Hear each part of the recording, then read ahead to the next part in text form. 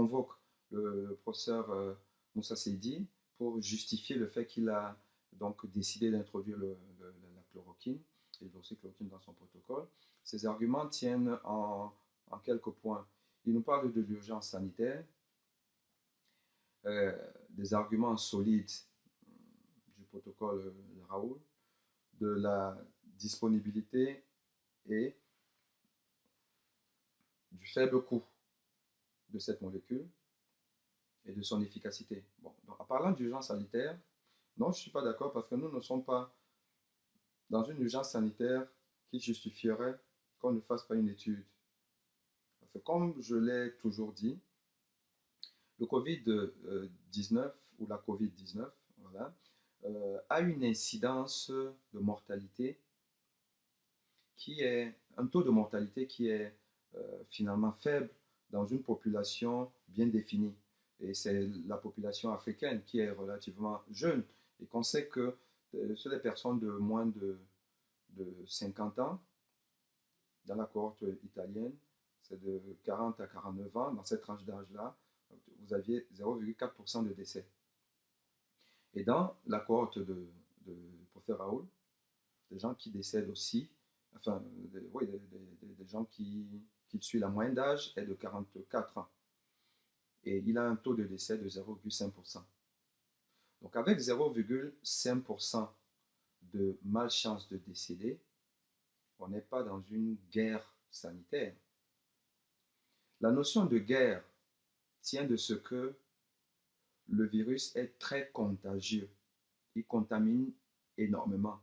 Et que nous sommes déjà à peu près 4 ans et 4 mois de pandémie. Nous sommes à plus de 3 millions de malades, ceux qui sont testés, diagnostiqués. Mais si on va tester toute la population du monde, on se rend compte qu'on a beaucoup plus de gens atteints. Donc effectivement, la propagation, elle est fulminante. Et c'est pour ça qu'on dit que nous sommes en guerre. Mais à l'échelle d'un individu, nous ne sommes pas en guerre parce que la plupart des gens guérissent spontanément.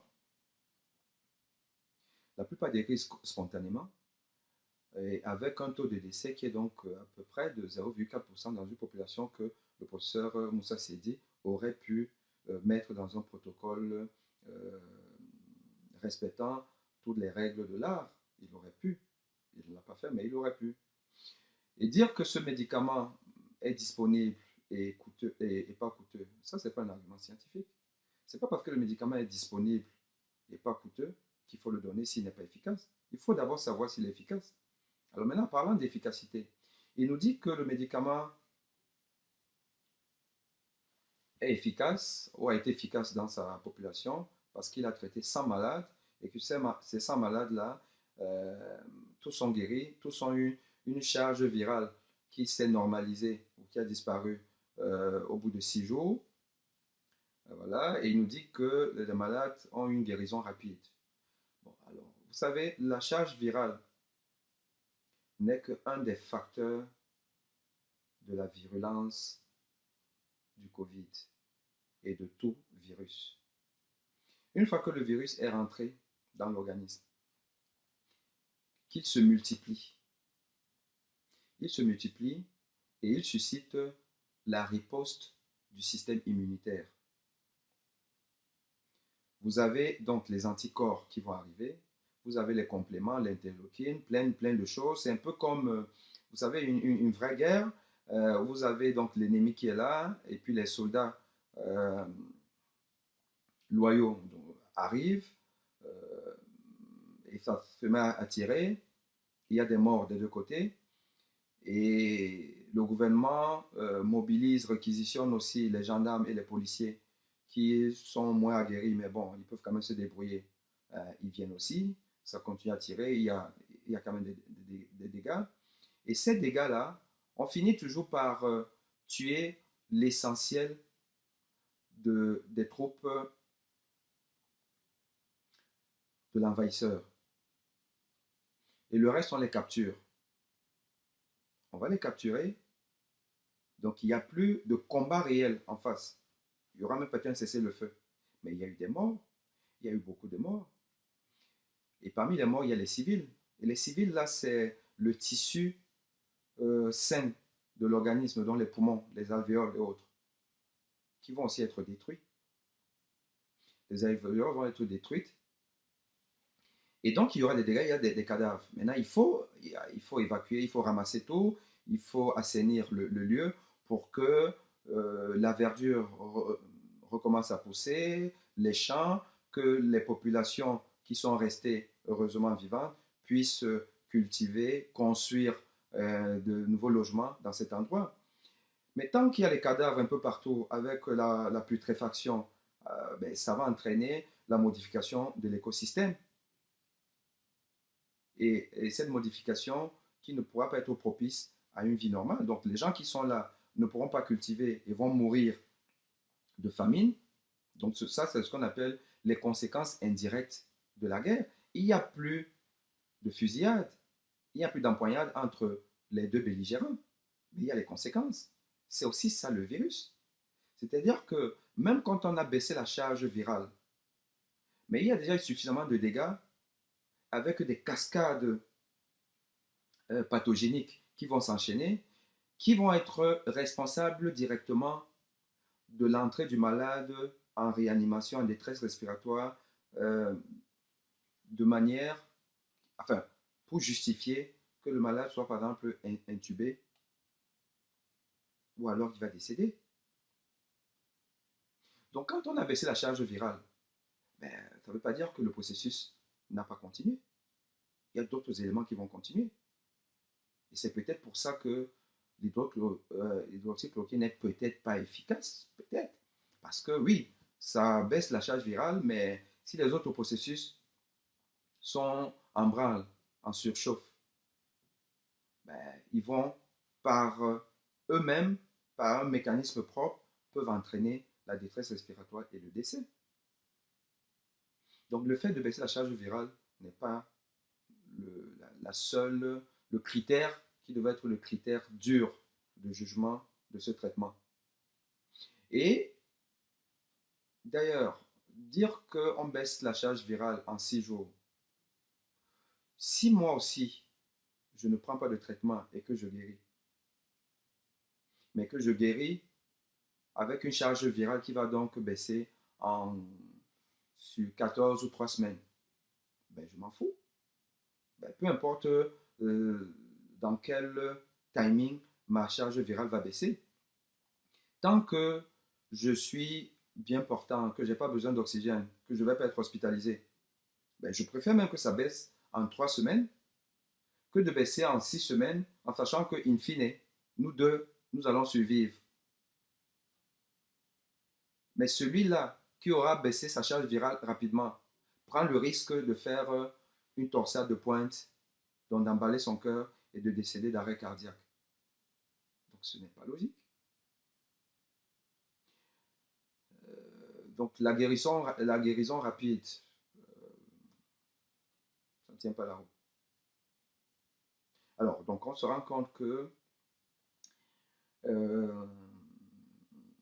l'hydroxychloroquine n'a pas fini de parler d'elle. Et demain, nous allons rendre des comptes. Si ce traitement finit par démontrer ses preuves, le professeur Raoul sera en course pour le prix Nobel de médecine. Et ses détracteurs, parmi lesquels moi, nous allons certainement dire, ben, écoute, chapeau, tu as eu raison, chapeau, voilà.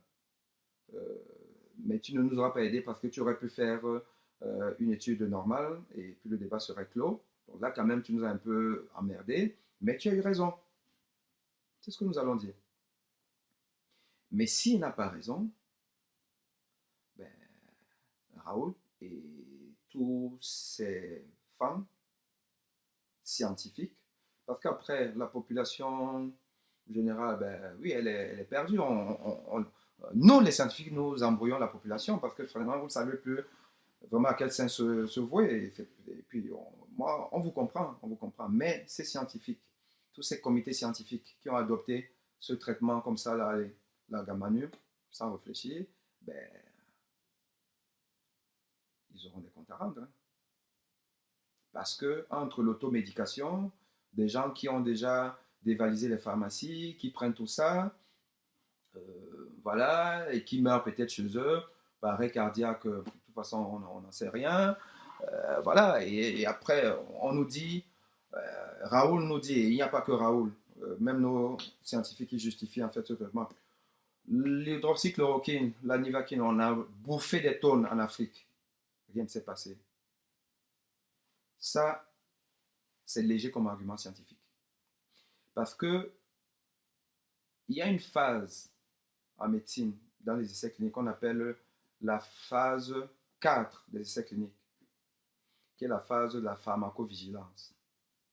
C'est-à-dire qu'un médicament, il est mis sur le marché parce qu'il a passé la phase 3, où il a démontré que je suis efficace, je ne suis pas toxique. Ok. Mais il n'y a pas une œuvre parfaite. Il y a quand même certains effets secondaires qui ont été observés de manière très marginale sur une population de 3000 patients. Si on a fait un essai sur 3000 patients pour démontrer son efficacité. Mais 3000 patients, ce n'est pas 1 milliard de personnes. Il y a des médicaments qui sont utilisés sur 1 milliard de personnes, sur 500 millions, sur 10 millions de personnes. Vous imaginez le diabète, la prévalence du diabète dans le monde. Donc, on se rend compte que quand on va donner à toutes les populations, encore que les populations des études sont des populations qui sont un peu bien sélectionnées, ils sont bien suivis et tout, donc on sait à peu près que ces populations n'ont pas trop de risques. Mais quand maintenant on donne à tout le monde, parce que c'est mis sur le marché, allez, là vous avez et des gens qui prennent, des gens qui ne prennent pas, des gens qui ont des contre-indications que l'essai clinique n'avait pas pu mettre en avant. Vous avez des gens qui font des surdosages, qui font plein de choses, qui prennent entre autres d'autres médicaments qui sont plus ou moins contre-indiqués. Et donc là aussi, il peut avoir d'autres effets secondaires. Et donc on est à la phase 4, qu'on appelle la phase de la pharmacovigilance. Quand on se rend compte qu'il y a de plus en plus certaines complications, des effets indésirables qui sont décrits, et en fonction de la gravité de ces effets indésirables, on peut dire, oh, stop, là, ce médicament, finalement, c'est pas bon. On le retire du marché. Donc, il y a des médicaments qui ont eu l'autorisation de mise sur le marché et qui finissent par être retirés à cause des effets secondaires. Mais pour ce faire, il faut qu'on ait un système de surveillance qui soit efficace. C'est-à-dire que moi, médecin, à mon coin, j'ai vu un malade, il m'a rapporté, mes docteurs, j'ai ceci, j'ai des démangeaisons, j'ai la toux. Je note ça, je fais un transfert vers l'agence du médicament qui surveille donc tous ces effets secondaires. Et cette agence va colliger tous les effets secondaires d'un médicament. Et quand le nombre de reporting des médecins ou des malades eux-mêmes atteint un seuil critique, l'agence crée une commission, dit ben, écoutez, analysons un peu ce médicament, voici on doit reporter ceci. Ben, effectivement, compte tenu de ça, compte tenu du bénéfice, enfin du rapport bénéfice-risque du médicament, on estime que ce médicament, il n'y a pas de raison qu'il continue à être sur le marché, surtout qu'on a des alternatives dans la même indication, on retire le médicament du marché. Et il y a des médicaments qui ont été retirés à cause des effets secondaires, alors qu'ils ont eu au préalable une autorisation de mise sur le marché.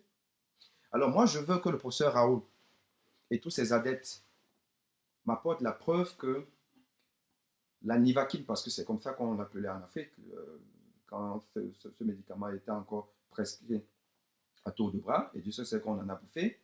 Alors je veux qu'ils me disent qu'en Afrique, qu'il y avait déjà à l'époque, parce qu'aujourd'hui même ce n'est pas le cas, et surtout à l'époque, qu'il y avait un système de pharmacovigilance qui permettait justement de recenser au détail près le nombre de complications dues à la nivaquine, à des dosages qui étaient inférieurs au dosage du protocole de Raoult. Parce qu'on soignait le palu avec la nivaquine à raison de 300 mg par jour. Et Raoult nous demande de doubler la dose, 600 mg, en plus de l'azithromycine à 250 mg, qui lui-même aussi a les mêmes effets sur le cœur, c'est-à-dire allonger l'espace cuté, emballer le cœur et arrêt cardiaque. Vous avez donc deux médicaments qui sont potentiellement dangereux. Et un des médicaments nous dit de doubler la dose, en sachant que la fenêtre thérapeutique de l'azithromycine est trop faible. De l'hydroxychloroquine est trop faible. Fenêtre thérapeutique, ça veut dire quoi? Ça veut dire que l'écart entre la dose qui soigne et la surdose qui tue, l'écart est tenu, est trop faible. Alors, vous imaginez que si vous doublez la dose d'un médicament déjà, qui n'est pas aussi innocent que ça, vous augmentez le risque de complications. Et tous les Africains qui ont pris la chloroquine et qui sont décédés de palu, parce que le palu tue, sauf si on me dit aujourd'hui que le palu ne tue pas, n'a jamais tué, parce que comme de toute façon on prend les médicaments en Afrique, on prenait les médicaments, on a bouffé des tonnes, et que d'ailleurs vous savez qu'en Afrique, il suffit que vous ayez la fièvre, on dit allez, il a le palu, vous allez à la pharmacie, même sans ordonnance, vous achetez le médicament, donc on achetait la nivaquine, comme ça, et on en bouffait, mais il y avait quand même des décès. Mais si la nivaquine est efficace sur le Plasmodium falciparum, et puis c'était efficace, pourquoi est-ce que des, des malades décédaient quand même? Est-ce qu'une partie de ces malades ne décédait pas de complications cardiaques? On n'en sait rien du tout. Donc ceux qui nous disent que ce médicament, on en a bouffé sans problème, c'est faux, ce n'est pas un argument scientifique.